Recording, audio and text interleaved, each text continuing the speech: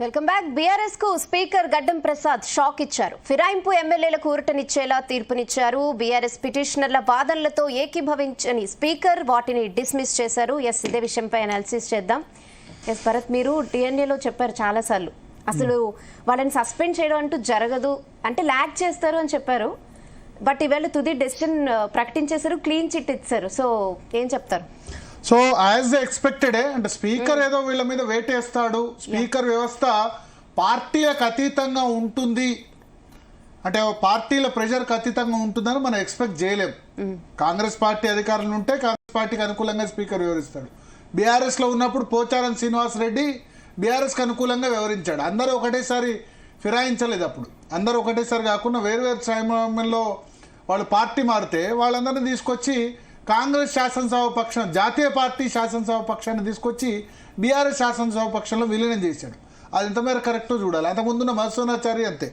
So ఇప్పుడున్న speaker కూడా as expected అదే నిర్ణయం వెలువరించారు. అయితే ఇక్కడ ఇంపార్టెంట్ థింగ్ ఏంటంటే స్పీకర్ నిర్ణయం ఫైనల్ కాదు.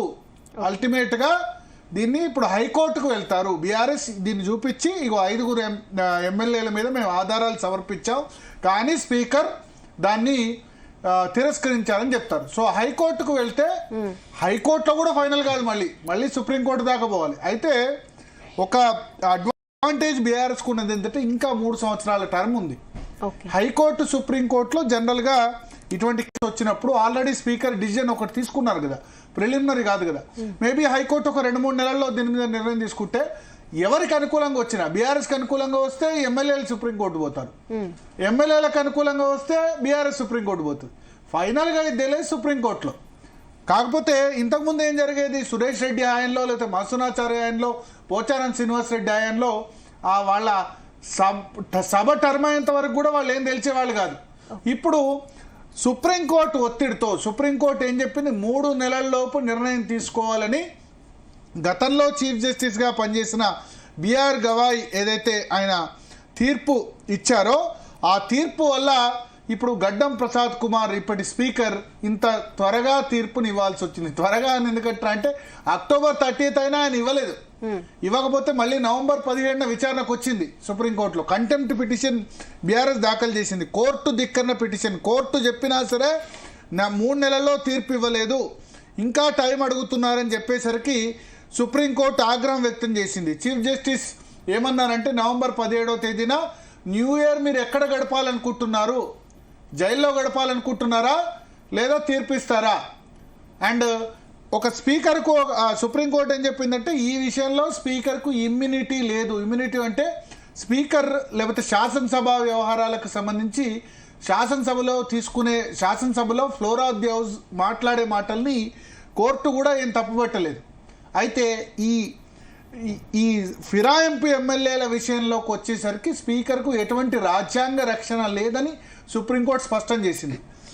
గతంలో మణిపూర్ కేసులో ఇట్లాగే సుప్రీంకోర్టు డైరెక్షన్ను ఫాలో కాకపోతే 2 సార్లు చెప్పినా సరే మణిపూర్ స్పీకర్ ఫాలో కాకపోతే ఆయన్ని కోర్టుకు సమన్ చేసింది. కోర్టుకు రాకపోతే కేంద్ర హోంశాఖకు చెప్పి కోర్టుకు పిలిపిస్తే కోర్టులో ఆయన క్షమాపణ చెప్పారు, లేకపోతే జైలు శిక్ష విధిస్తామన్నారు. సో ఇండైరెక్ట్గా ఆ కేసును గుర్తు చేస్తూ సుప్రీంకోర్టు ఏం చెప్పిందంటే స్పీకర్ మీరు ఎక్కడ గడపాలనుకుంటున్నారు, మేము చెప్పినా సరే 3 నెలల్లో తీర్పు ఇవ్వలేదా, ఇంకా ఎందుకు ఆలస్యం చేస్తున్నారంటూ ఆగ్రహం వ్యక్తం చేసి అప్పుడు November 17వ తేదీన నెల రోజుల్లోపు కంటెంప్ట్ నోటీస్ ఇచ్చింది. కోర్టు ధిక్కరణ నోటీసు స్పీకర్కి ఇచ్చింది. సో ఇవాళకి ఎగ్జాక్ట్గా November 17వ తేదీ నుంచి 1 month 4 weeks లోపల రిటర్న్ స్పీకర్ రిప్లై ఇవ్వాలి సుప్రీంకోర్టుకు. 4 వారాల లోపు సుప్రీంకోర్టుకు స్పీకర్ రిప్లై ఇవ్వాలి. కోర్టు ధిక్కరణ నేరంకి మీరు పాల్పడ్డారు.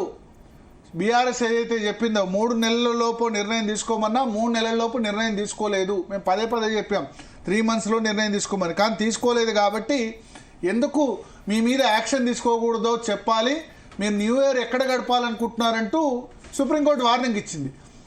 సో 1 month గడువు ఇవాళతో అయిపోతుంది, December 17th. అందుకని ఇవాళ ఒక 5 ఎమ్మెల్యేలకు సంబంధించిన జడ్జిమెంట్ ఇవ్వబోతున్నారు. ఇంకొక 3 ఎమ్మెల్యేల జడ్జిమెంట్ రేపు ఇస్తారని చెప్తున్నారు. సో ఈ 5 ఎమ్మెల్యేలకు సంబంధించిన జడ్జిమెంట్ తీర్పు కాపీ నాకు అందలేదు, కానీ ఎందుకంటే అక్కడ మీడియాను అలౌ చేయలేదు స్పీకరు. బట్ అది కాసేపట్లో అధికారిక ప్రకటన కాపీ వస్తారు. బట్ మొత్తం బీఆర్ఎస్ వేసిన 5 పిటిషన్లు కూడా 5 ఎమ్మెల్యేలకు వ్యతిరేకంగా. ఎవరు 5 ఎమ్మెల్యేలు? షేర్లింగంపల్లి ఎమ్మెల్యే అరకపూడి గాంధీ, ఈయన పబ్లిక్ అకౌంట్స్ కమిటీ చైర్మన్గా కూడా హరీష్ రావు పేరు రికమెండ్ చేస్తే అరకపూడి గాంధీకి ఇచ్చారు. సో ఆయన మీద పిటిషన్ తోసిపుచ్చారు. ఆయన పార్టీ ఫిరాయించలేదు అని చెప్పారు. ఆయన అరకపూడి గాంధీ వాదన ఏంటంటే పిఏసీ మెంబర్, నేను బీఆర్ఎస్లోనే ఉన్నాను, నేను కాంగ్రెస్ పార్టీలో లేను, నాకు గప్పింది కండువా, దేవాలయాల్లో కూడా అదే కండువా కప్తారు, అది కాంగ్రెస్ కండువా కాదు, ముఖ్యమంత్రిని ప్రభుత్వ అభివృద్ధి కార్యక్రమాల కోసం కలిశాను అని అరకపూడి గాంధీ ఆర్గ్యుమెంట్ వినిపించారు. సేమ్ గూడెం మహిపాల్ రెడ్డి పటాన్చెరు ఎమ్మెల్యే, ఆయన మీద కూడా అటువంటి జడ్జిమెంటే వెలువరిచ్చారు. తెల్లం వెంకట్రావు అందరికంటే ముందు చేరిన ఎమ్మెల్యే, భద్రాచలం ఎమ్మెల్యే. అదేవిధంగా ప్రకాష్ గౌడ్, రాజనగర్ ఎమ్మెల్యే ప్రకాష్ గౌడ్. అదేవిధంగా బండ్ల కృష్ణమోహన్ రెడ్డి, గద్వాల్ ఎమ్మెల్యే. ఈయనైతే కాంగ్రెస్ పార్టీ మీటింగ్లలో కూడా పాల్గొన్నారు. బండ్ల కృష్ణమోహన్ రెడ్డి పాల్గొని మీటింగ్లలో పాల్గొన్న తర్వాత కొన్ని చోట్ల బ్యానర్స్లో కూడా ఆయన ఫోటో యూజ్ చేశారు. అంతలోపల ఈ పార్టీ ఫిరాయింపుల కేసు వచ్చింది. బీఆర్ఎస్ పోయి ఎవిడెన్స్ ఇచ్చింది. కాంగ్రెస్ పార్టీ మీటింగ్లో ఈయన ఫ్లెక్సీ పెట్టారంటే బండ్ల కృష్ణమోహన్ రెడ్డి పోలీస్ స్టేషన్లో కంప్లైంట్ ఇచ్చారు. కాంగ్రెస్ పార్టీ వాళ్ళు నాకు తెలియకుండా నా ఫోటో వాడుతున్నారని ఇచ్చారు. అంటే చేసిన తప్పును కవరప్ చేసుకునేందుకు ఎంత కష్టం అనుభవించాల్సి వస్తుంది. నిజంగా చెప్తున్నా, సుప్రీంకోర్టుకు హ్యాట్స్ ఆఫ్. 3 నెలల్లోపు మీరు జడ్జిమెంట్ ఇవ్వాలని చెప్పకపోతే ఈ నేతలంతా, మొన్న సిఎల్పి మీటింగ్ అయింది, అటెండ్ కాలేదు, భయపడుతున్నారు కదా ఇప్పుడు. అట్లీస్ట్ అంటే బండ్ల కృష్ణమోహన్ రెడ్డి గద్వాల్ ఎమ్మెల్యే వెళ్ళి పోలీస్ స్టేషన్లో కంప్లైంట్ ఇవ్వాల్సి వచ్చింది, నా ఫోటోను కాంగ్రెస్ వాళ్ళు యూజ్ చేసుకుంటున్నారని. అట్లీస్ట్ చట్టము, న్యాయము, ధర్మం అంటే కొంత భయం అన్న ఎమ్మెల్యేలకు ఉంటుంది. లేకపోతే ఇట్లే ఫిరాయిస్తూ ఉంటారు. ఈ 10 మంది ఎమ్మెల్యేలు మీద ఏం యాక్షన్ తీసుకోకపోతే ఇంకో 10 మంది వస్తారు. రేపు టీఆర్ఎస్ గవర్నమెంట్ వస్తే కూడా ఇట్లా చేస్తుంది. వాళ్ళేం తక్కువ తినలేదు. టీఆర్ఎస్ ఏం శుద్ధపూసేం కాదు, వాళ్ళు చేసిందే ఇదంతా. నీవు నేర్పిదే నీరజాక్ష అని కేసీఆర్ మొదటి టర్మ్లో 2014లో మొత్తం టీడీపీ అందరినీ కూడా విలీనం చేసుకున్నారు. తలసాని శ్రీనివాస్ యాదవ్ను టీడీపీ నుంచి గెలిస్తే మంత్రి పదవిలోకి డైరెక్ట్గా తీసుకున్నారు. 2 సంవత్సరాల తర్వాత 15 మంది ఎమ్మెల్యేలు గెలిస్తే 2 సంవత్సరాల తర్వాత 12 మంది ఎమ్మెల్యేలని విలీనం చేస్తున్నట్టు అప్పుడు స్పీకర్ మధుసూదనాచారి నిర్ణయం వెలువరించారు. ఒకటేసారి జంప్ అయితే విలీనం ఉంటుంది, కానీ 2/3 ఒక్కొక్కళ్ళు ఒక్కో సమయం. తలసాని శ్రీనివాస్ యాదవ్ మీద అనర్హత వేటు నిర్ణయం తీసుకోవడానికి 3 సంవత్సరాలు పట్టింది. వీళ్ళు ఇప్పుడు శుద్ధపూసల్లాగా బీఆర్ఎస్ వాళ్ళు మాట్లాడుతుండొచ్చు, గత చరిత్ర ఎవరూ తెలియదు. అట్లా అని టీఆర్ఎస్ తప్పు చేసిందని కాంగ్రెస్ తప్పు చేస్తే కూడా యాక్షన్ తీయకపోతే ఎక్కడో ఒక దగ్గర పుల్ స్టాప్ పడాలి. రేవంత్ రెడ్డి ఏమన్నారు, ఆ ఇంటి కాకి ఈ ఇంటి మీద కూడా వాళ్ళని ఇవ్వను అని చెప్పారు.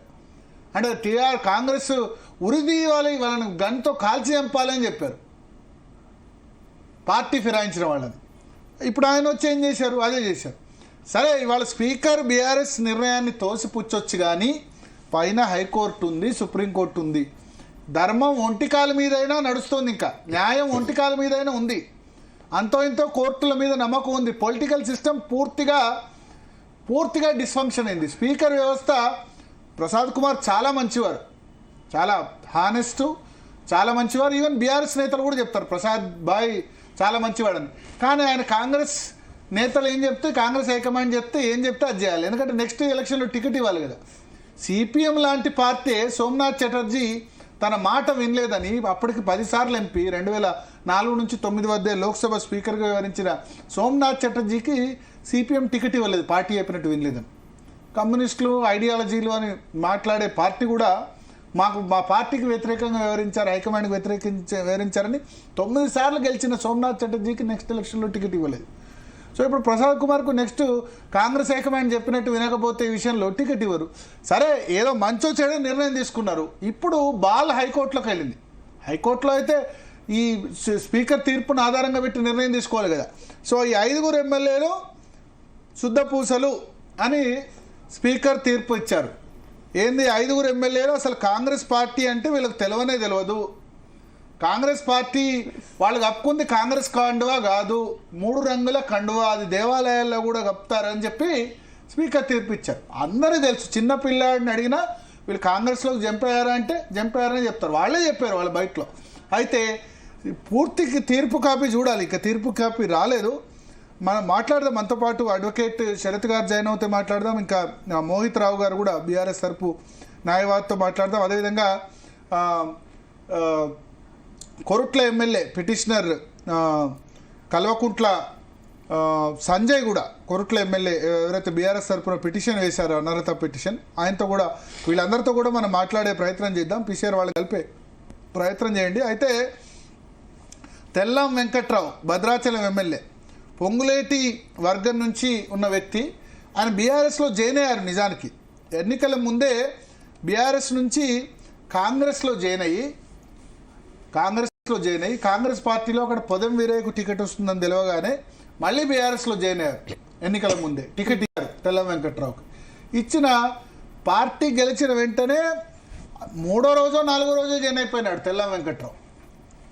సో నా ఉద్దేశంలో ఏంటంటే ఫిరాయింపు ఎమ్మెల్యేలకి తగిన శాస్త్రి జరగాల. ఇప్పుడు స్పీకర్ తీర్పు ఈ విధంగా రావచ్చు, స్పీకర్ తీర్పు ఇట్లే వస్తుందని నేను చెప్పాను ముందే. స్పీకర్ ఎట్లాగో వాళ్ళ మీద అనర్హత వేటు వేయడు, కానీ హైకోర్టుకు పోతే లేదా సుప్రీంకోర్టుకు పోతే వీళ్ళు చెప్పిన ఆర్గ్యుమెంట్ ఏంటంటే ఎమ్మెల్యేలు మేము కాంగ్రెస్లో జాయిన్ కాలేదు, రేవంత్ రెడ్డి వేసిన ఆ కండువా అని, ఇప్పుడు ఆ విజువల్స్ చూస్తే కనుక ఆ కండువా అన్నది 3 రంగుల కండువా మాకు బీఆర్ఎస్ శాసనసభాపక్షం కోసం అసెంబ్లీ ఆవరణలో కేటాయించారు ఒక రూమ్ని. ఆ రూమ్కి ప్రతి నెల మాకు కొంత కట్ అవుతుంది, పోయిన మార్చి వరకు కూడా 2025 మార్చి వరకు కూడా మాకు కొంత డబ్బులు కట్ అయ్యాయి, కాబట్టి మేము బీఆర్ఎస్ ప్రాథమిక సభ్యత్వం ఉంది మాకు అని చెప్తున్నారు.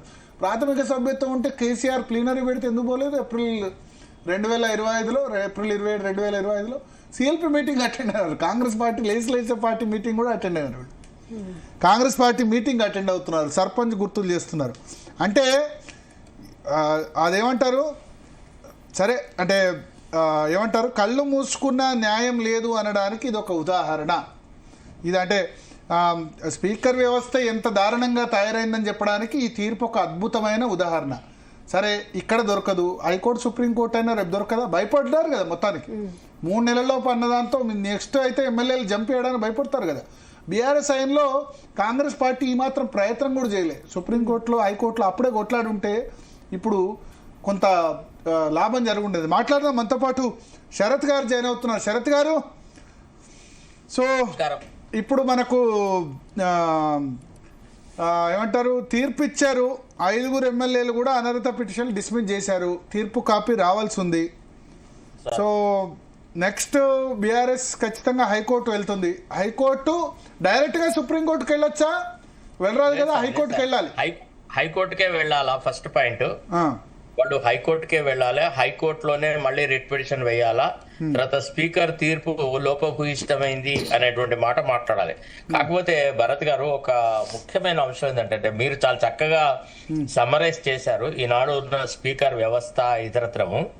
ఒక రకంగా చెప్పాలంటే అసలు ఫస్ట్ ఆఫ్ ఆల్ అనర్హత పిటిషన్లను విచారణకు స్వీకరించడంలోనే స్పీకర్ చాలా తాత్సారం చేసినారు. వాళ్ళు హైకోర్టుకు వచ్చి హైకోర్టు లోపల మా పిటిషన్లను కనీసం తీసుకొని నెంబరింగ్ కూడా చేయట్లేదు, రిసీవ్ కూడా చేసుకుంటలేరు అని రిట్ పిటిషన్ వేస్తే అందులో జస్టిస్ విజయసేన్ రెడ్డి గారు ఆర్డర్ పాస్ చేసినారు. ఆ తర్వాత ఆర్డర్ పాస్ చేసిన తర్వాత వాళ్ళు దాని మీద సుప్రీంకోర్టుకు వెళ్ళినాడు. లెజిస్లేటివ్ సెక్రటరీ నార్మల్ గా ఏంటంటే అగ్రీవ్డ్ పార్టీ అప్పీల్ వేస్తారు.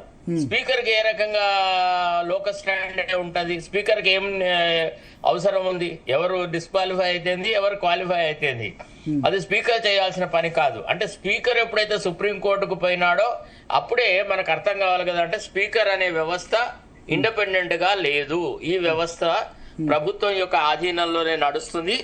ఆయన తన రాజకీయమైనటువంటి భవిష్యత్తు గురించే ఎక్కువగా కన్సర్న్డ్ గా ఉన్నాడు, అంతే తప్ప ఇతరత్రం కాదు అనే సంగతి మనకు చాలా క్లియర్ గా తెలుస్తుంది. తర్వాత రెండోది ఏంటంటే, ఏ పార్టీ అయితే పార్టీ ఫిరాయింపుల నిరోధక చట్టం తీసుకొచ్చిందో ఆ పార్టీకి చెందిన స్పీకర్ ఇట్లాంటి తీర్పు ఇచ్చి అసలు ఆయన కూడా ఆ పార్టీ ఐడియాలజీ పట్ల కానీ ఆ పార్టీ యొక్క నిబద్ధత పట్ల కానీ నాకు నమ్మకం లేదు అనేటువంటి దాన్ని ప్రూవ్ చేసినట్టుగా మనం ఫీల్ కావాల్సి వస్తున్నాడు. అంటే బట్టలు ఇరిగి బజార్లో తిరుగుతున్న వాళ్లను వాళ్ళు పార్టీ ఫిరాయించలేదు అని అంటే ఇక ఇంతకంటే నీచమైనటువంటి ప్రకృతి ఏది ఉండదండి. అంటే దీన్ని అసలు తీర్పు అని అనేదానికంటే బయాస్డ్ గా ఒక ఒపీనియన్ అనే రకంగానే చెప్పొచ్చు అనమాట. వాళ్ళు ముఖ్యమంత్రిని నియోజకవర్గ సమస్యల కోసం కలిసినారంటే మరి నడి రాత్రి 11 గంటలకు 12 గంటలకు ఎందుకు కలిశారు? అంటే ముఖ్యమంత్రిని శాసనసభ్యులు బరాబరి మధ్యాహ్నం కలిశారు. మీడియా ముందే వచ్చి బయటలు కూడా ఇచ్చారు. కాంగ్రెస్ లో అభివృద్ధి కోసం చేస్తున్నాం అని అప్పుడు ఏం కాదుకొని బయటలు ఇచ్చారు. బయటలు కూడా ఉన్నాయి. బయటలు కూడా ఇందులో కొంతమంది నడి రాత్రి కూడా వచ్చి కలిసినారు. అంటే 11 గంటల ప్రాంతాల లోపల ఢిల్లీ నుంచి రేవంత్ రెడ్డి వస్తే పొంగులేటి సుధాకర్ రెడ్డి వాళ్ళని ప్రత్యేకంగా తీసుకెళ్లి స్పీకర్ అంటే ముఖ్యమంత్రి రెసిడెన్సీలో అరౌండ్ 11:35 or 11:40 ప్రాంతాల్లో కలిసినారు కొంతమంది. అంటే ఇక ఫిరాయింపులు నిరోధక చట్టాన్ని క్యాన్సిల్ చేస్తే బెస్ట్. ఈ రకమైన తంతు ప్రక్రియ లాగా ఈ చట్టాన్ని అమలు చేసే బదులు ఇది ఒక చట్టం అనేది ఒకటి ఉంది, ఇక మీ ఇష్టం వచ్చినట్టు కప్పదాటు వాటం చేయండి, ఈ రోజు గెలవండి రేపు పార్టీ మార్చండి, ఇంకా విచ్చలవిడితనము అనే దానికి ఒక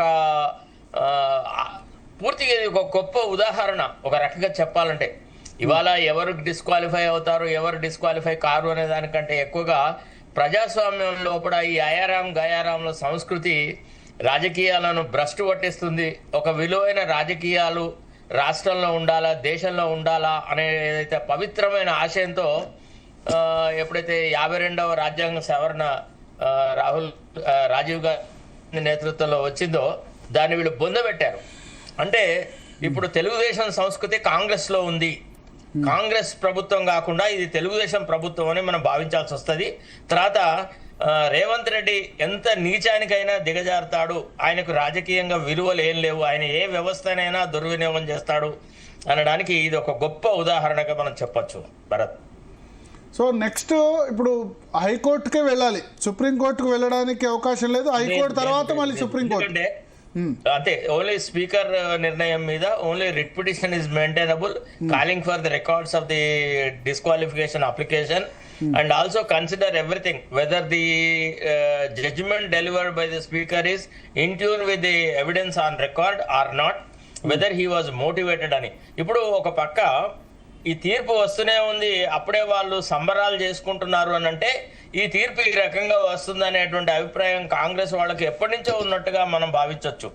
మనకి చాలా సార్లు స్పీకర్ ఏం చెప్పబోతున్నాడు అనే విషయము ఎవరైతే ఫిరాయింపు ఎమ్మెల్యే అన్నారో వాళ్ళు ఆల్రెడీ చెప్తూనే వస్తున్నారు.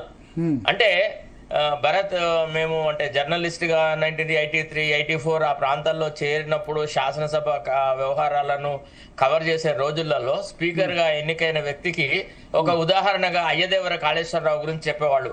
అప్పటి ముఖ్యమంత్రి గాని ఎన్టీ రామారావు గాని అప్పటి ప్రతిపక్ష నాయకుడు మదన్ మోహన్ మొట్టమొదటి స్పీకర్ పోడియంకు తీసుకెళ్తూ, మీరు గతంలో కూడా అయ్యదేవర కాళేశ్వరరావు అనే ఒక గొప్ప స్పీకర్ ఉండేవాడు ఈ శాసనసభకు, మీరు వారి అడుగుజాడలో నడవండి, న్యాయం ధర్మం కాపాడండి, ప్రతిపక్షాలను మననీయండి, ప్రజాస్వామ్యంలో ప్రతిపక్షం ఉండాలా అని చాలా గొప్ప గొప్ప మాటలు చెప్పేవాడు. ఈవెన్ రాజకీయాలతో అనుభవం లేని ఎన్టీ రామారావు కూడా ఇట్లాంటి నీచమైన సంస్కృతి చేయలేదు. తెలుగుదేశం పార్టీలో అప్పుడు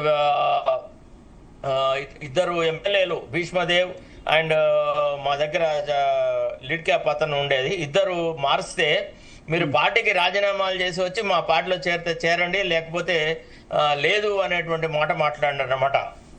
సో ఆ రకంగా కూడా వీళ్ళు ఉండలేకపోయినారు. రాజకీయాలలోనే పుట్టి పెరిగిన వాళ్ళు రాజకీయాలను ఇంత నీచంగా వీళ్ళు ట్రీట్ చేస్తున్నారు అనేది జీర్ణించుకోలేనటువంటి అంశం. హైకోర్టు ఎన్ని రోజుల్లో తీర్పు వచ్చే అవకాశం ఉంది? ఈ కేసు ప్రయారిటీగా తీసుకోవచ్చా? ప్రయారిటీ ఉంటుందా, నాన్ ప్రయారిటీ అటువంటి కేసెస్? ప్రయారిటీ ఐటమే అవుతుంది. అంటే సుప్రీంకోర్టు ఇటీవల ప్రజాప్రతినిధులకు సంబంధించిన ప్రతి అంశాన్ని అతి త్వరితగతిన నిర్ణయించాలని జస్టిస్ ఎన్వి రమణ గారు చీఫ్ జస్టిస్ గా ఉన్నప్పుడు ఒక ఆదేశం ఇచ్చినాడు. Of course that is a different context altogether. అది క్రిమినల్ కేసెస్ కదా. క్రిమినల్ కేసు అంటే ఇది కూడా ఒక రకంగా criminal misconduct on the part of an MLA who has been elected to the house in a democratic manner on a party ticket. He flouts the party discipline and goes and alliance with అంటే ఇది ఆ ఎన్నిక ఏ నియోజకవర్గాల ప్రజలైతే వాళ్ళకు ఓట్లు వేశారో వాళ్ళకి ద్రోహమే, తర్వాత టికెట్ ఇచ్చిన పార్టీకి ద్రోహమే. వీళ్ళు ఎవరికి కూడా విధేయులు కాదు. వీళ్ళ నిజాయితీ అనేది అమ్మకానికి ఉంది, ఫర్ సేల్. వీళ్ళు ఏ విలువల కోసమని కూడా రాజకీయాల్లో నడిపినట్టుగా వీళ్ళని చెప్పడానికి వీల్లేదు. ఒకటి మాత్రం ఉంది, ఇక ఇదే చివరిసారి వీళ్ళకి ఈ ఎవరైతే ఫిరాయింపులతో బీఆర్ఎస్ నుంచి కాంగ్రెస్ లో చేరారో వీళ్ళకి రాజకీయ భవితవ్యం శూన్యం భరత్. ఎందుకంటే ప్రజలు హర్షించరు. ఇవాళ ప్రజలు వచ్చి శాసనసభ ముందు డెమాన్స్ట్రేషన్స్ చేయకపోవచ్చు గాక, ప్రజలు వచ్చి డిస్క్వాలిఫికేషన్ అప్లికేషన్స్ వేయకపోవచ్చు గాక, కానీ విజ్ఞులైన ప్రజలు ఇట్లాంటి వాళ్ళని ఎవరిని ఎన్నిక చేసిన సందర్భాలు లేవు. ఎందుకంటే నేను ఎన్టీ రామారావు క్రైసిస్ తర్వాత 1984 ఆగస్టు క్రైసిస్ తర్వాత ఏదైతే రామారావు గారు మళ్ళా అసెంబ్లీని రద్దు చేసేసి మళ్ళీ ఎన్నికలు పెట్టినాడో అప్పుడు పార్టీ ఫిరాయించిన వాళ్ళు, తర్వాత ఎన్టీ రామారావుకు ద్రోహం చేసిన వాళ్ళు అందరూ ఓడిపోయినారు, ఎక్సెప్ట్ రాంభూపాల్ చౌదరి అని కర్నూలు నియోజకవర్గం నుంచి గెలిచినాడు. వారు ఒక్కరు తప్ప ఆ రామారావుకు దెబ్బ కొట్టిన ఒక్కడు గెలవాల. అందరూ ధరావతులు కోల్పోయి వాళ్ళ రాజకీయ జీవితమే శూన్యమైపోయింది. అంతెందుకండి, ఆ పక్షానికి లీడ్ చేసిన నాదెళ్ల భాస్కర్ రావు మళ్ళా రాజకీయాలలో ఎన్నడూ రాణించిన సందర్భం కనబడలేదు. ఓకే, అయితే ఒకటి అడుగుతాను ఇక్కడ. ఇప్పుడు 5 మాత్రమే జడ్జిమెంట్ వచ్చింది, ఇంకా 3 రేపిస్తా అన్నారు. కడియం శ్రీహరి దానం మాత్రం ఇంకా రిప్లై ఇవ్వలేదని ఈయన కూడా దాన్ని ఆపేశారు. అదొక తంతు ఇవాళే రాసి పారేసుకోవచ్చు. మిగతా వాళ్ళకి సంబంధించి స్పీకర్ ఏం తీర్పిస్తాడు అనేది ఇప్పుడు ఈ తీర్పును చూసేసి డేట్ కాదు. కడియం శ్రీహరి దానం నాగేందర్ రిప్లై ఇవ్వని కారణంగా సుప్రీంకోర్టు మరి డైరెక్ట్గా వాళ్ళు ఇంత టైం ఇచ్చినా రిప్లై ఇవ్వలే కాబట్టి సుప్రీంకోర్టు డైరెక్ట్గా మీరు వాళ్ళ మీద వెయిట్ చేయమని చెప్పొచ్చా? ఇట్లా చెప్పడానికి అవకాశం ఉంటుందా ఇంత టైం ఇచ్చినా రిప్లై ఇవ్వనందుకు? అంటే నార్మల్ గా సుప్రీంకోర్టు అత్యున్నత న్యాయస్థానం కాబట్టి అంత సీరియస్ స్టెప్ తీసుకోదు. అంత గంభీరమైన నిర్ణయం తీసుకుంటే న్యాయం అనేది జరగనట్టు. అంటే ఇప్పుడు న్యాయం జరగమంటే ఇప్పుడు 5 నెలలైనా వాళ్ళు నిరక్షరాస్యులు కాదు కదా. 5 నెలలైనా వాళ్ళు మీరు ఏం చెప్పండి అంటే చెప్పకుండా 5 నెలలు టైం పాస్ చేస్తే అది కూడా న్యాయం. Justice delayed is justice denied కదా. కరెక్టేనండి. ఇప్పుడు మనం స్పీకర్ నిర్ణయం చూసిన తర్వాత న్యాయ వ్యవస్థ ఎన్ని పాదాలతో తెలంగాణ రాష్ట్రంలో నడుస్తుందో మీకు అర్థం అవ్వట్లేదా? అంటే సరే, అది న్యాయ వ్యవస్థ కాదు, అది ఏమంటారు లెజిస్లేచర్ కదా. అక్కడ క్వాసి జ్యుడిషియల్ పవర్, అది కూడా part of and parcel of అడ్జుడికేటరీ process. సరే, నాకేంటంటే లెజిస్లేచర్ కంటే మీరు అన్నట్టు ఆ న్యాయం అన్న కనీసం ఒంటి పాదం మీద నడుస్తుంది, 4 పాదాలు కాకుండా. కొంత కోర్టుల మీద, జ్యుడిషియరీ మీద కొంత నమ్మకం ఉంది. సుప్రీం ఇప్పుడు స్పీకర్ మంచో చెడో తీర్పు ఇచ్చాడు. ఇంతకాలం ఆ తీర్పు ఇవ్వకుండా ఇంతకాలం ఏం చేసేవాళ్ళంటే 5 సంవత్సరాలు వాళ్ళ దగ్గర పెట్టుకొని. అది కదండి, పిటిషన్లను తీసుకొని నెంబర్ వేయలేదు, నెంబర్ వేసి ప్రతివాదులకు నోటీసులు ఇవ్వలేదు. ప్రతివాదులకు మా అప్లికేషన్స్ రిసీవ్ చేసుకొని నోటీసులు ఇవ్వండి అని రిక్వెస్ట్ చేసి అది చెయ్యకపోతే సుప్రీంకోర్టుకు వెళ్ళిన తర్వాత జస్టిస్ గవాయి గారు కామెంట్ చేసినారు. ఈ రకంగా సుప్రీంకోర్టుకు వచ్చినాక ప్రతివాదులకు నోటీస్ ఇచ్చిన స్పీకర్ నుంచి ఏం న్యాయం ఎక్స్పెక్ట్ చేస్తాం, ఏం త్వరితగతిన నిర్ణయం ఎక్స్పెక్ట్ చేస్తాం? మేము డెఫినెట్లీ ఇంటర్ఫియర్ అవుతాం. మేము స్పీకర్ ని ఒక నిర్ణీత వ్యవధిలో తీర్పు చెప్పమని అడుగుతాం, చెప్తాం, డైరెక్షన్ ఇస్తామని చెప్పినారు. అంటే ఒక దళిత చీఫ్ జస్టిస్ ఆఫ్ ఇండియానేమో అంత బ్రహ్మాండంగా ప్రవర్తించినాడు, ఒక దళిత స్పీకరు ఈ రకంగా ప్రవర్తించినాడు. ఇక మనం ఏమి తక్కువ మాట్లాడితే బెస్ట్. ఎందుకంటే people are laughing at the system that is prevalent. నేను అనుకున్నాను ఒక ఉదాత్తమైన తీర్పు ద్వారా స్పీకర్ చరిత్ర పుటల్లో పర్మనెంట్ గా తన స్థానాన్ని పదిలం చేసుకుంటారని అనుకున్నాం. కానీ ఆధారాలే లేవు అని స్పీకర్ మాట్లాడిన మాట ఎట్లా అంటే కళ్ళున్న కబోది నోరున్న బదిరలాగా ప్రవర్తన జరిగింది. ఆ తీర్పు చాలా చాలా లోపభూయిష్టంగా ఉంటుంది. ఇప్పుడు కడియం శ్రీహరి ఇట్లాంటి వాళ్ళ గురించి అయితే మనం the less side the better. ఎందుకంటే ఆయన ఉత్తగానే ఏదో నేను ఉపాధ్యాయుడు, లెక్చరర్ని, అది ఇది పెద్ద గ్రాంధికమైన భాష మాట్లాడడం తప్ప పొలిటికల్ మొరాలిటీలో Kadiyam Srihari is no good example for any ideological behaviour.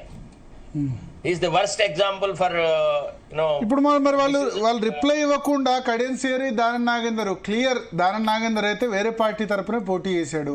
దానిలో అది అంత క్లియర్గా ఉన్నా సరే 2 సంవత్సరాలు దాదాపు ఇప్పుడు పార్లమెంట్ ఎలక్షన్ అయిపోయి 1.5 years అయినా సరే నిర్ణయం తీసుకోకపోతే కోర్టులు ఇటువంటి విషయంలో అంటే ఫాస్ట్ గా భరత్ గారు, ఇంటర్ఫేర్ కావాల్సిన అవసరం కూడా లేదా? ఇంకొక విషయం భరత్ గారు, ఇక్కడ బిఆర్ఎస్ కూడా ట్యాక్ట్ లేదు, అంటే ఉపాయం లేదండి. బిఆర్ఎస్ కూడా అంత ఎమోషనల్ గా యూజ్లెస్ బిహేవియర్ ఉంది. బిఆర్ఎస్ కూడా డెసిసివ్ నిర్ణయాలు తీసుకోలేదు. బిఆర్ఎస్ కూడా ఊగిసలాటల్లో పడ్డది. మళ్ళా వీళ్ళు వాపసు వస్తారేమో, అదైతేమో ఇదైతేమో అని ఆలోచించి వీళ్ళు కూడా తాత్సారం చేస్తారు. ఇక వాళ్ళు మళ్ళీ పార్టీ ఫోల్డ్ లోకి రారు అని నిర్ణయం వచ్చిన తర్వాత వీళ్ళు మొదలెట్టారు.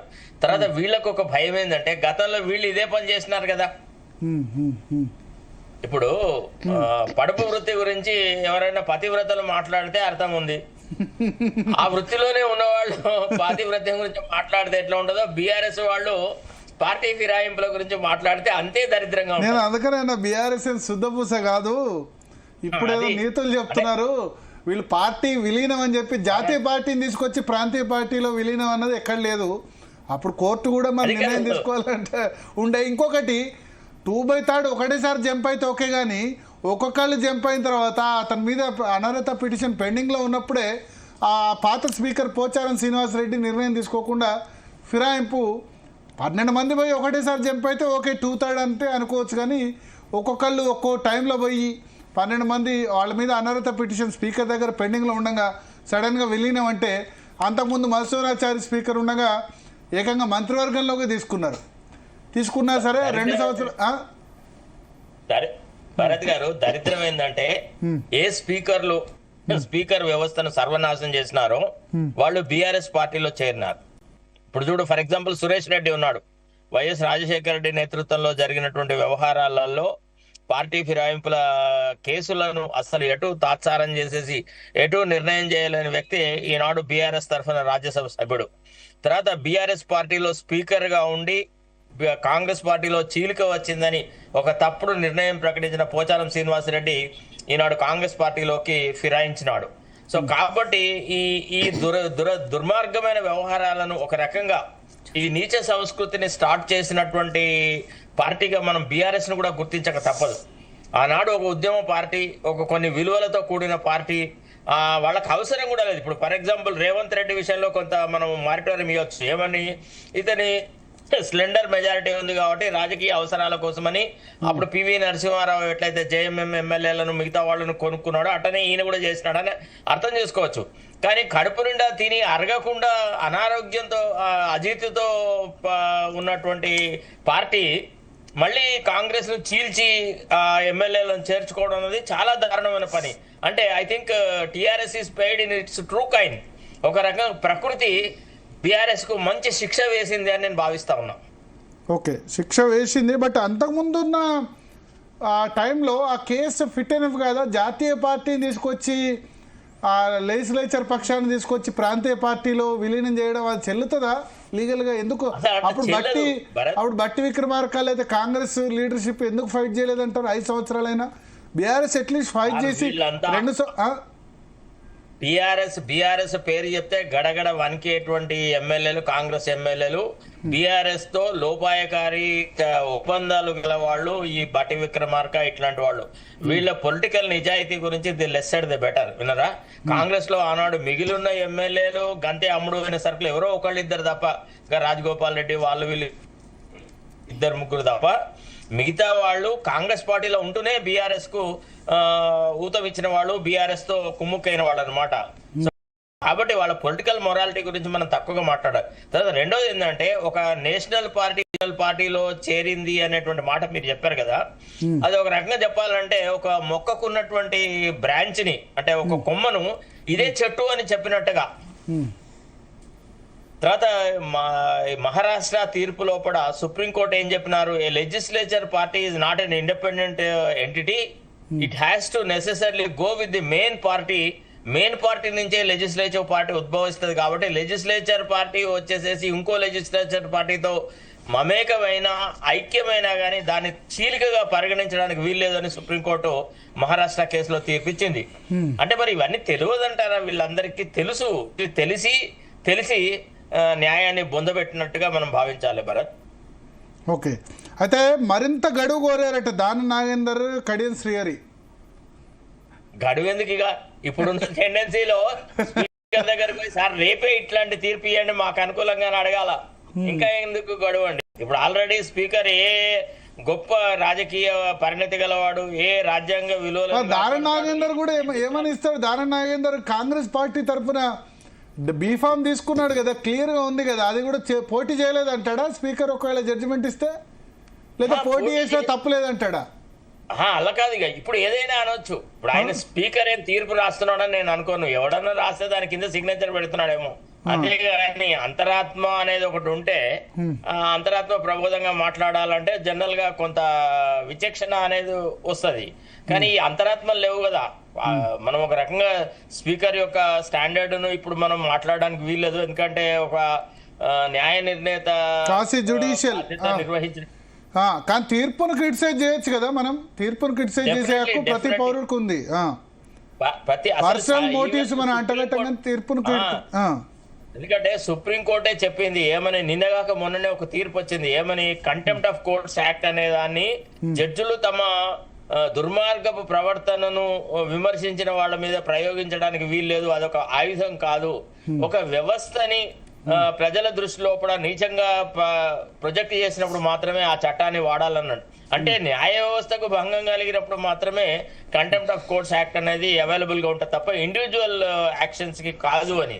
So speaker is no great a person nor above law. Speaker మీద కూడా మనము ఇంకా ఇదిగా మాట్లాడొచ్చు. అంటే తీర్పు కాపీ రాలేదు కాబట్టి కొంత బాధ్యతగా మాట్లాడాల్సి వస్తుంది భరత్. లేకపోతే ఆ తీర్పు కాపీ అంటూ నా దగ్గర ఉంటే దాన్ని చీల్చి చెండాడి దాన్ని ముక్కలుగా చేసి చెప్పుండేవాడిని. ఎక్కడ సాయంత్రం వరకు వస్తే కదా, సాయంత్రం డిఎన్ఏ సమయం వరకు వస్తే అవుతారు కానీ. బట్ ఒకటి, ఇప్పుడు ఇవాళటితో ఇవాళ ఎందుకు జడ్జిమెంట్ ఇవ్వాల్సి వచ్చిందంటే నెల రోజులు టైం ఇచ్చింది. Last time contempt notice BRS contempt case వేసింది, కోర్టు దిక్కన వేస్తే ఆ సందర్భంగా చీఫ్ జస్టిస్ ఏమన్నారంటే మీకు ఎక్కడ న్యూ ఇయర్ జైల్లో గడపాలని ఉందా, ఎక్కడ గడపాలని ఉందని క్వశ్చన్ చేశారు. అడిగినారు where you want to send your vacation అని చెప్పేసి. భరత్ గారు ఒక విషయం చెప్పన్నా, ఇప్పుడు కానీ ఒక మాట అన్నారు. ఇక్కడ ఒక డౌట్, ఈ కేసును విచారించేటప్పుడు స్పీకర్ కి ఇమ్యూనిటీ ఉండదన్నారు. ఉండదా? ఉండదు. He is just simple tribunal, election tribunal లాగా. He is also tribunal under the 10th schedule disqualification. తర్వాత రెండోది భరత్ గారు ఒక గమ్మత ఆలోచన నాకు ఏమొచ్చిందంటే, ఇద్దరు వ్యక్తులకు భారతరత్న ఇవ్వచ్చు ఇప్పుడు. ఒకటి రేవంత్ రెడ్డికి, ఇంకోటి గడ్డం ప్రసాద్ కి. ఇంత గొప్ప రాజ్యాంగాన్ని చాలా గొప్పగా కాపాడేటువంటి వ్యవస్థలను ఎస్టాబ్లిష్, ఎందుకంటే పట్టుకుని అటు ఇటు గిరగిర చెప్తా ఉంటాడు కదా, రాజ్యాంగ పరిరక్షణకే పుట్టిన అనే వ్యక్తి నేను అని చెప్తాడు కదా. కాబట్టి రాహుల్ గాంధీ గారికి తీర్పు పంపించేసేసి న్యాయం మీ పార్టీ పరిపాలనలో ఇంత గొప్పగా చేయబడుతుందని చెప్పాలా. రాహుల్ గాంధీకి వాళ్ళు రాజ్యాంగం పరిరక్షిస్తాం, పార్టీ ఫిరాయింపుల చట్టాన్ని దానిలో చేర్చుతాం 10th షెడ్యూల్లో అని చెప్పినందుకు పార్టీ ఫిరాయింపుల చట్టంలో సవరణ చేసి ఎవరైనా పార్టీ ఫిరాయిస్తే ఆటోమేటిక్ గా తమ పేరెంటల్ పార్టీతో వచ్చిన పదవిని పోయేలాగా చేస్తామని పార్లమెంట్ ఎన్నికల సందర్భంలో కూడా వాళ్ళు వాళ్ళ న్యాయపత్రాల్లో చెప్పినారు. మరి చెప్పి కూడా రాహుల్ గాంధీయే కొంతమంది కండువా కప్పినాడు. ఆ రోజే మనకు అర్థం కావాలి రాహుల్ గాంధీకి రాజ్యాంగం మీద ఏమంత పెద్ద శ్రద్ధ ఉంది, ఏమంత గౌరవం ఉందని. అంటే it's all talk of political convenience. I don't see any morality or ideological base or ideological commitment in Rahul Gandhi. Is just a dummy. ఒక రకంగా ఇవాళ కాంగ్రెస్ యొక్క ఈ దుస్థితికి రాహుల్ గాంధీయే మెయిన్ కారణము. ఇక రాహుల్ గాంధీ నేతృత్వంలో కాంగ్రెస్ పార్టీలో ఇంతకంటే గొప్ప విలువలు గల వ్యవహారాలు ఏవి జరగవు. ఇప్పుడు రేపు మరో 3 తీర్పు వస్తుందట. తీర్పు కాపీ కూడా మరి రేపు ఇచ్చే అవకాశం ఉందట. రేపు చర్చ అక్కర్లేదు, ఈ రోజే మనం తీర్పు చెప్పేయచ్చు. ఎందుకు మరి రేపు ఎందుకు పెట్టారంటారు ఆ మరో 3 గురించి? ఒట్టిగా కన్వీనియన్స్ సేక్ అనమాట. మేము అంటే ఫస్ట్ లో జర్నలిజం లో చేరినప్పుడు హైదరాబాద్ లో మత కల్లోలాలు జరిగితే ఇద్దరు బీజేపీ వాళ్ళను, అంటే అప్పటి ఆర్ఎస్ఎస్ జనసంఘ్ వాళ్ళను, ఇద్దరు మజ్లిస్ వాళ్ళను జైల్లో వారేసేసి కథం కమ్యూనల్ రైట్స్ కంట్రోల్ చేస్తున్నాం అని చెప్పేవాళ్ళు అనమాట. అంటే చెరసమానం చేసేవాళ్ళు. ఇప్పుడు ఆ రకంగా చేస్తాడు, అంతకంటే ఎక్కువ లేదు. ఇదంతా హంబక్. చెరసమానం ఏం కాదు కదా, 80 కదా. ఇప్పుడు 80 5 ప్లస్ రేపు వచ్చే 3 కూడా తెలిసిపోయింది. ఇక అంతే. ఇక ఇప్పుడు రేవంత్ రెడ్డి ప్రభుత్వం చాలా కలకాలం వెల్లువిరుస్తుంది, ప్రజా సంక్షేమం చేస్తుంది. ఇక మొత్తం కంప్లీట్ గా ఇప్పుడు రామరాజ్యం వచ్చినట్టుగానే మనం భావించాల్సి వస్తుంది అనమాట. ఇంత నిర్లజ్జగా ఇంత నిస్సిగ్గుగా పార్టీ వ్యవహారాలు నడుపుతున్నందుకు ఆ పార్టీ అధ్యక్షుడు మహేష్ కుమార్ గౌడ్ కూడా ఓ భారతరత్న ఇస్తే పీడ అవుతుంది. సో అయితే ఇప్పుడు బీఆర్ఎస్ సంబంధించి శాసనసభ్యులు మరి కాసేపట్లో మీడియాతో మాట్లాడనున్నారు. వాళ్ళు మీడియా పాయింట్ కూడా వస్తున్నట్టుగా చెప్తున్నారు. దీన్ని హైకోర్టులో ఛాలెంజ్ చేసే అవకాశం ఉందని చెప్తున్నారు. మీ ఉద్దేశంలో హైకోర్టు సుప్రీంకోర్టు ఎంత టైం పట్టొచ్చు శరత్ గారు? అంటే వీళ్ళలో కెపాసిటీ ఉంటే, వీళ్ళలో దమ్ము ధైర్యం ఉంటే ఒక 3 నెలల్లో తీర్పు తీసుకురావచ్చు. రెండు కలిపి సరిపోతుంది. హైకోర్టు సుప్రీంకోర్టు రెండు కలిపి కాదు, హైకోర్టులో ఒక 3 నెలలు, సుప్రీంకోర్టులో ఒక 3 నెలలు. ఎందుకంటే మనకు 6 వారాలు 4 వారాల నోటీస్ ఇవ్వాల్సిన పరిస్థితి ఏర్పడుతుందన్నమాట ఇట్లాంటి కేసులలో. కాబట్టి కౌంటర్ అఫిడవిట్లు దాఖలు అవ్వడానికి కొంత సమయం గెయిన్ చేస్తారు. ఇక్కడే ఇంతకాలం గుంజినారు అంటే ఇక సుప్రీంకోర్టులో హైకోర్టులో ఏ రకంగా గుంజుతారో మనం గమనించవచ్చు. అయితే ఒక్కటి భరత్ గారు, ఇప్పుడు మనము ఈ స్పీకర్ నిర్ణయం మీద చాలా నిజాయితీగానే మనం మాట్లాడినాము. కానీ ఏం చేస్తారంటే ఇప్పుడున్న రాజకీయ వ్యవస్థ ఎట్లా తయారైందంటే మనం దేని గురించి మాట్లాడి ఇప్పుడు మనం పట్టుకపోయి Sharath Kumar is BRS agent అని అన్నా మరి మీరేం ఆశ్చర్యపడక్కర్లేదు, నేను కూడా ఆశ్చర్యపడను. ఆనాడు కాంగ్రెస్ వాళ్ళు బీఆర్ఎస్ వాళ్ళు కాంగ్రెస్ ఎమ్మెల్యేలను ఫిరాయించిన రోజున కూడా ఇంతే తీవ్రతతో మాట్లాడినా, బట్ గత చరిత్ర మర్చిపోతారు. ఇప్పుడు మాత్రం ఈ రకంగా మాట్లాడినారు కాబట్టి ఇప్పుడు రాళ్లతో కొట్టాలి అని చెప్పిన వ్యక్తి పార్టీ ఫిరాయింపులకు ప్రోత్సాహం ఇచ్చి కండువాలు కప్పితే అది రాజ్యాంగపరమైన ప్రవర్తన. కానీ ఒక జర్నలిస్టిక్ వ్యూలో ఒక న్యాయవాదిగా న్యాయం పక్షంలో పార్టీ చట్టం యొక్క మూల ఉద్దేశాలను ఉటంకిస్తూ మనం మాట్లాడితే మాత్రం ఇప్పుడు మాత్రం మనకు పార్టీ కండువాలు కప్తారు, రాజకీయాల్లో నీచమైన విమర్శలు చేయడం అనేది పరిపాటి అయిపోయింది అనమాట. యూ డోంట్ కేర్ వాళ్ళు ఏమన్నా కానీ న్యాయం ధర్మం అనే దానికి కట్టుబడ్డ న్యాయవాదిని కాబట్టి ఎప్పుడు ఇదే రకంగా మాట్లాడతాను. To call spade spade, I don't hesitate. అయితే మీ ఉద్దేశంలో బై ఎలక్షన్స్ ఖాయమా? బై ఎలక్షన్స్ ఏం జరుగుతుంది ఇంకా? అంటే హైకోర్టు సుప్రీంకోర్టులో జడ్జిమెంట్ వస్తే మరి వ్యతిరేకంగా వచ్చే అవకాశం ఉంటే ఈ ఎవిడెన్స్ సరిపోతాయా? వీళ్ళు ఇచ్చింది బీఆర్ఎస్ ఇచ్చింది ఇక్కడ గడ్డం ప్రసాద్ కనుక నిజాయితీగా ధర్మబద్ధంగా రాజ్యాంగం మీద నమ్మకంతో ఆయన ఓత్ తీసుకుంటారు కదా, వీళ్ళు ఎమ్మెల్యేలుగా స్పీకర్ గా ఓత్ తీసుకునేటప్పుడు they say that we preserve and protect the constitution అంటారు. I don't find even a trace of an effort made by him to preserve the constitutional spirit. It is absurd in a way, I tell you. అంటే enough evidence ఉంది వీళ్ళు మారడానికి. ఎందుకు లేదండి legal పరంగా మనకు okay, లా పరంగా సార్ ఒక విషయం అన్నా, నేను ఒక న్యాయవాదిగా మాట్లాడుతుంటే ట్రయల్ కోర్టులో ప్రాక్టీస్ చేసిన వాడిని, ఎవిడెన్స్ ని ఎట్లా లీడ్ చేయాలి ఎట్లా చేయాలా అనే విషయాల మీద అనుభవంతో మాట్లాడుతున్నాను. ఒక 30 సంవత్సరాల న్యాయవాద అనుభవంతో నేను మాట్లాడుతున్నాను. నేను ఏదో ఎవరో సాటిస్ఫాక్షన్ కో మాట్లాడట్లేదు. ఎప్పుడు ఆనాడైనా ఈనాడైనా స్వచ్ఛని స్ఫటికం ఎప్పుడు స్ఫటికమే, దాని మీద మనం మట్టి పోసినా కానీ అది స్ఫటికం లాగానే మెరుస్తుంది. తర్వాత అబద్ధాన్ని ఎంత మసిపూసి మారేడుకాయ చేసి మీరు సత్యం చేయదలుచుకున్నా అది సత్యంగా నిలబడదు. కాబట్టి అంతరాత్మ ప్రబోధంగా మనం మాట్లాడాల్సిన పరిస్థితి ఏర్పడుతుంది అనమాట, అంతే. సో అంటే ఈ ఎవిడెన్స్ ఈజ్ ఎనఫ్. ఇప్పుడు స్పీకర్ వాళ్ళ ఆర్గ్యుమెంట్ ఏంటంటే ఆ ఎమ్మెల్యేల ఆర్గ్యుమెంట్ ఏంటంటే కదండి భరత్ గారు, ఒక్క విషయం, పోచారం శ్రీనివాసరెడ్డి ఇంటికి రేవంత్ రెడ్డి వెళ్ళాడు, ఆయన కడవప్పుడు. ఇప్పుడు వీళ్ళందరూ అంటే సరే ముఖ్యమంత్రి దగ్గరికి నియోజకవర్గ సమస్యల గురించి వచ్చినారు, okay right fine. What about Pocharam Srinivasa Reddy వాళ్ళ ఇంటికి పోయి కండువ కప్పినాడు కదా. ముఖ్యమంత్రి ఇంటికి వస్తే తప్పేంది, మా ఇంటికి లంచ్కి వచ్చాడు, అభివృద్ధి కార్యక్రమాలు చర్చించామంటారు. సిగ్గు ఎగ్గు లేదు. పోచారం శ్రీనివాసరెడ్డి ఏం చెప్పినాడు, నా పుట్టుకనే కాంగ్రెస్ లో పుట్టినా, నేను first I became a director in cooperative society bank అని చెప్పినాడు. ఇంకా అంతకంటే హీనమైన వ్యవస్థ ఇంకేది ఉండదు. అంటే యువకులకు న్యాయం ధర్మం మీద నమ్మకం లేదు, మధ్య వయసులో లేదు, చావులో అంటే ఈవెన్ కాట్లో కాలు పెట్టినాక కూడా న్యాయం ధర్మం పట్ల నిర్ణయం లేదు, న్యాయం ధర్మం పట్ల నిబద్ధత లేదని 2 వ్యక్తులు నిరూపిస్తున్నారు. కడియం శ్రీహరి ఒకడు, పోచారం శ్రీనివాసరెడ్డి ఒకడు. These are very bad examples for democratic situation. Okay okay okay thank you Sharath గారు. ఈవినింగ్ డిఎన్ఏకి అందుబాటులో ఉండండి మీరు.